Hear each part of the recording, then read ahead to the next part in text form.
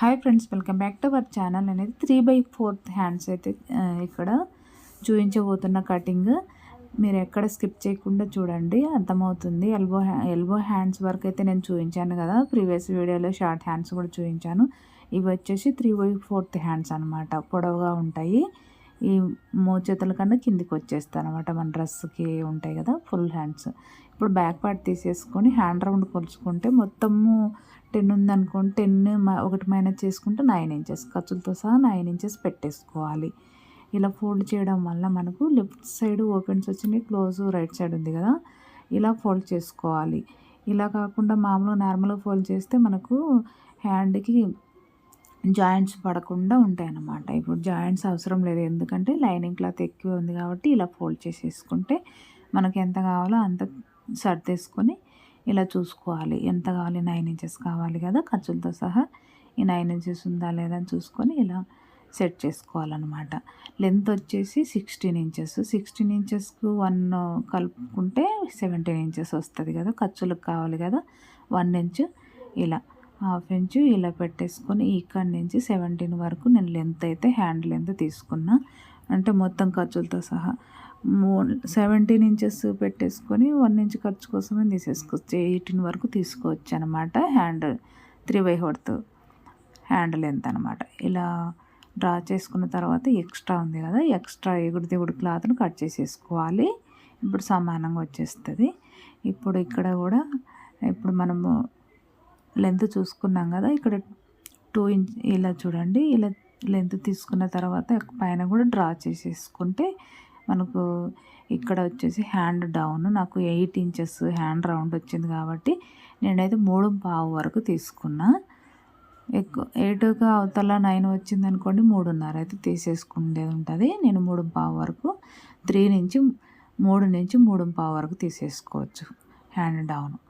ఇలా ఒక మార్కింగ్ వేసేసుకొని హ్యాండ్ డౌన్ కూడా ఇప్పుడు ఈజీగా చూడండి, కర్వ్ స్కేల్ కూడా యూజ్ చేయలేదు నేను ఫ్రెండ్స్. ఇప్పుడు 4.5 వచ్చేసి హ్యాండ్ లూజ్ అనమాట, 2 ఇంచెస్ ఖర్చు కోసం. ఇలా తీసుకున్న తర్వాత ఇక్కడ కూడా మనకు ఎంత రావాలి, ఇక్కడ ఖర్చులతో సహా 9 ఇంచెస్ వరకు రావాలి కదా. ఇలా దాన్ని కూడా ఇలా డాట్స్ పెట్టేసుకొని ఈ డాట్ ఆ డాట్ కలిపేసుకోవాలి. ఇది ఫిట్టింగ్ లైన్, ఇది ఖర్చు కోసం లైన్ అనమాట. మనం 3/4 ఎలా కట్ చేసుకోవాలనేది డౌట్ ఉంటుంది కదా బిగినర్స్కి. ఇలా కట్ చేసేసుకోండి. లెంత్ చూసుకోవాలి, హ్యాండ్ డౌన్ చూసుకోవాలి. హ్యాండ్ రౌండ్ బట్టి కూడా హ్యాండ్ డౌన్ అయితే మారుతూ ఉంటుంది. 4.5 అయితే హ్యాండ్ లూజ్ వచ్చేసింది.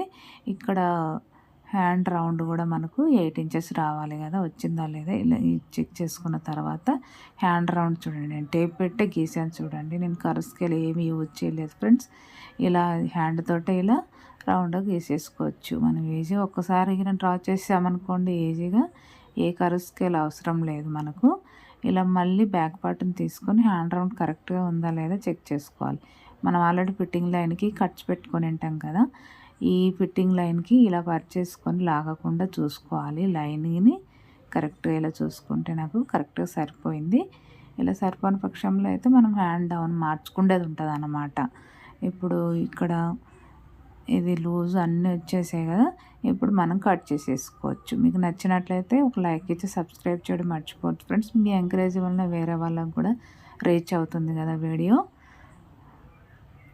ఇలా కట్ చేసుకోవాలి 3/4 హ్యాండ్స్. అంటే నేను పైపింగ్ వేసాను అనమాట, ఇన్విజిబుల్ పైపింగ్. ఇలా కట్స్ ఇచ్చేసుకోవాలి. ఫస్ట్ కట్స్ ఇచ్చిన తర్వాత ఇలా ఓపెన్ చేసుకొని ఇప్పుడు ఫ్రంట్ లోతు తీసుకోవాలి కదా, ఈ మిడిల్ నుంచి 1 ఇంచ్ తీసుకొని ఈ కట్స్ పెట్టింటాం కదా మనము. ఇక్కడ చూడండి, ఇలా డ్రాయింగ్ చేసింది ఇలా పెట్టేసుకుంటే ఈజీగా తెలుస్తుంది మనకు. ఇక 1 ఇంచ్ తీసుకున్న తర్వాత ఈ కట్స్ నుంచి మనకి ఎంత ఉంటే అంత మిడిల్ పాయింట్ తీసుకొని దానికి ఒక 1/2 ఇంచు ఇలా లోతు తీసుకోవాలన్నమాట. బ్లౌజ్కి కంపల్సరీ తీసుకోవాలి, లేకపోతే మనకు ఫ్రంట్లో ముడతలు వచ్చేస్తాయి, ఫ్రంట్ లోతు తీయకపోతే ఓకేనా. ఇలా మళ్ళీ ఒకసారి కూడా చెక్ చేసుకోవచ్చు మనం కరెక్ట్గా పెట్టామా లేదా అనేది కూడా. నేను ఇలా చూడండి, ఇక్కడి నుంచి ఇక్కడికి 1 ఇంచ్ వరకు పెట్టుకుంటాం కదా, ఇక్కడ ఫోల్డ్ చేసుకొని మిడిల్ పాయింట్ వచ్చిందా లేదా అని కూడా అలా చెక్ చేసుకోవచ్చు. ఇప్పుడు కట్ చేసేద్దాము. ఫ్రంట్ లోతు కూడా అయిపోయింది కదా. ఎక్కడ మనకు జాయింట్ పడకుండా మీకు చూపించాను చూడండి. ఇలా క్లాత్ ఎక్కువ ఉన్నప్పుడు జాయింట్ పడకుండా ఇలా మనము డ్రా చేసుకొని కట్ చేసుకోవచ్చు. 3/4 హ్యాండ్స్ అనమాట. ఇది ఫ్రంట్ అని గుర్తుపెట్టుకోవాలి. ఇలా చూడండి. ఇప్పుడు ఈ ఈ అన్నీ వచ్చేసాయి కదా లూజ్ అవి. ఇక్కడ వచ్చేసి మనము మెయిన్ క్లాత్ మీద కూడా కట్ చేసుకునేటప్పుడు ఏంటంటే చిన్న ట్రిక్ అండి. ఇప్పుడు 4 ఫోల్డింగ్ ఇచ్చేసామనుకోండి, ఇవి ఒక లైను పైకి వస్తుంది, డిజైన్ ఒక లైన్ కిందికి వచ్చేస్తుంది ఒక హ్యాండ్ అట్లాంటప్పుడు ఏం చేయాలంటే ఫస్ట్ ఒక హ్యాండ్ కట్ చేసేసుకోవాలి. ఫోల్డ్ చేసేసుకొని మన సైడ్ ఫోల్డింగ్ పెట్టేసుకొని ఇలా ఒక 1/2 ఇంచ్ మందంగా ఎక్స్ట్రా తీసేసుకోవాలి లైనింగ్ క్లాత్ కన్నా. ఇలా కట్ చేసామనుకోండి, మొత్తం 4 ఫోల్డింగ్ లాగా కట్ చేసామనుకోండి, డిజైన్ ఉన్నప్పుడు ఒకటేమో పైకి వచ్చేస్తుంది, ఒకటేమో ఇలా వ్యతిరేకంగా వచ్చేస్తుంది, ఆపోజిట్ వచ్చేస్తుంది అన్నమాట డిజైన్. అలా ఉన్నప్పుడు అలా కట్ చేయొద్దు. ఇలా ఆలోచించుకొని కట్ చేసేసుకోవాలన్నమాట. ఫస్ట్ ఒక హ్యాండ్ కట్ చేసిన తర్వాత రెండో హ్యాండ్ కూడా ఇలా 4 ఫోల్డింగ్ ఒకేసారి వేయకుండా ఇలా ఒకటి ఇచ్చిన తర్వాత రెండోది కూడా మళ్ళీ ఇలా కట్ చేసుకుంటే మనకు డిజైన్ 2 హ్యాండ్స్కి ఒకేలాగా వచ్చేస్తుంది అనమాట. ఇది మాత్రం గుర్తుపెట్టుకోండి, బిగినర్స్కి బాగా యూజ్ అయ్యే టిప్ అనమాట. ఇలా చిన్న చిన్న టిప్స్ అయితే ఫాలో అవ్వాలి. ఎందుకంటే డిజైన్ కదా, కొంచెం మంచి బ్లౌజులు కూడా ఉన్నాయనుకోండి, మళ్ళీ అలా సెట్ చేసామనుకోండి, ఒకటి పైకి వస్తుంది, ఒకటి కిందకు. ఇది ఫ్రిల్స్ కోసం అనమాట. కింద ఫ్రిల్స్ కోసం మిగతా క్లాత్ ఉంది కదా, మిగిలిన క్లాత్ ఇది ఫ్రిల్స్ కోసం అయితే తీసుకున్నావు. ఇలా వచ్చేసింది కదా. నేనైతే ఇండివిజువల్ పైపింగ్ కూడా వేసానండి హ్యాండ్స్కి. మీకు ఒకవేళ ఈ బిగినర్స్కి రాలేదనుకోండి, కామెంట్ సెక్షన్లో కామెంట్ అయితే తెలియజేసిన నేను వేరే వీడియో షేర్ చేస్తాను.